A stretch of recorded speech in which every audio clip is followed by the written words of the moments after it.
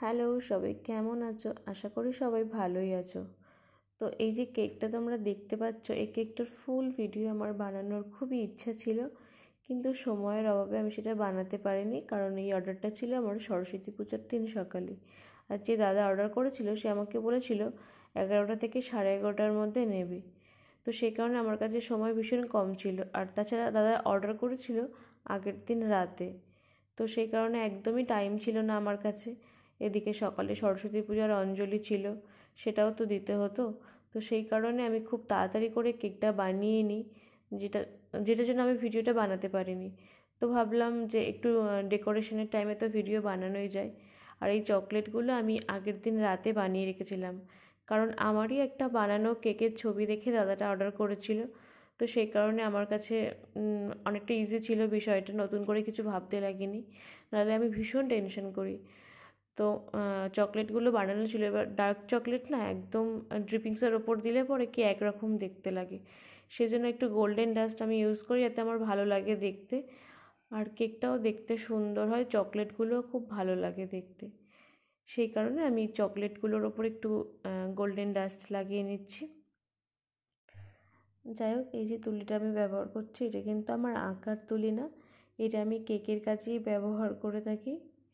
তো আমার chocolate ready, এবার সাজিয়ে নেবার পালা। তো এখানে বলে রাখি, যেহেতু এটা আমার পুরনো কেক ছিল, আমি আগেই বলেছি, সেই কারণে আমার খুব একটা অসুবিধা হয়নি। চকলেটগুলো কোথায় কোনটা বসাতে হবে আমার জানাই ছিল।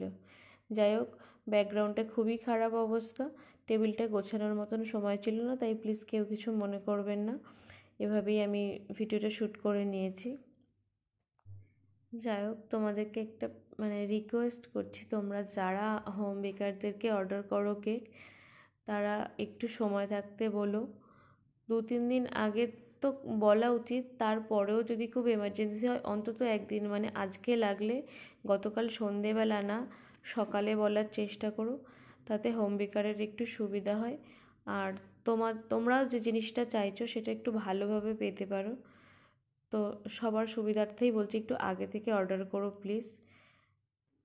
এরপর আমি চকলেট কেকের ওপরে খুব সুন্দরভাবে মুক্তো ছড়াছড়ি করে দিয়েছি, ছোট বড় সব রকমের মুক্তো ছড়িয়ে দিয়েছি। কেমন দেখতে লাগছে অবশ্যই জানিও, কিন্তু আমার তো বেশ ভালোই লাগছে। তোমাদের কেমন লাগছে সেটা কিন্তু জানিও। এরপরে যুদ্ধের মতো একটা কঠিন কাজ আমাকে করতে হয়, কেকের ওপর নাম লেখা। হ্যাঁ, আমার লিখতে ভীষণ ভালো লাগে, কিন্তু ভয় করে আর হাত কাঁপে। এখনও আমি ভালোভাবে লিখতে পারি না, আমার ভীষণ ভয় করে যদি জিনিসটা ঘেঁটে ফেলি তখন কী হবে। তাও সেই ভয় নিয়ে আমি লিখেছি, কারণ দাদা আমাকে নামটা লিখতে বলেছিল। সবাইকে দেখি কি সুন্দর কেকের ওপরে লেখে, আমি জানি না কেন আমি লিখতে পারি না। তবে আমার খুব ইচ্ছা আছে কোনো একদিন বাংলাতে খুব সুন্দর একটা নোট লিখব। তো যাই হোক, কাঁপা কাঁপা হাতে আমি নামটা লেখা শেষ করে দিয়েছি। তো তোমরা অবশ্যই জানিও কেকটা কেমন দেখতে হয়েছে, আর যারা এখনও পেজটা সাবস্ক্রাইব করনি অবশ্যই সাবস্ক্রাইব করে দিও। আর ভিডিওটা ভালো লাগলে একটা like, comment, share please. Thank you.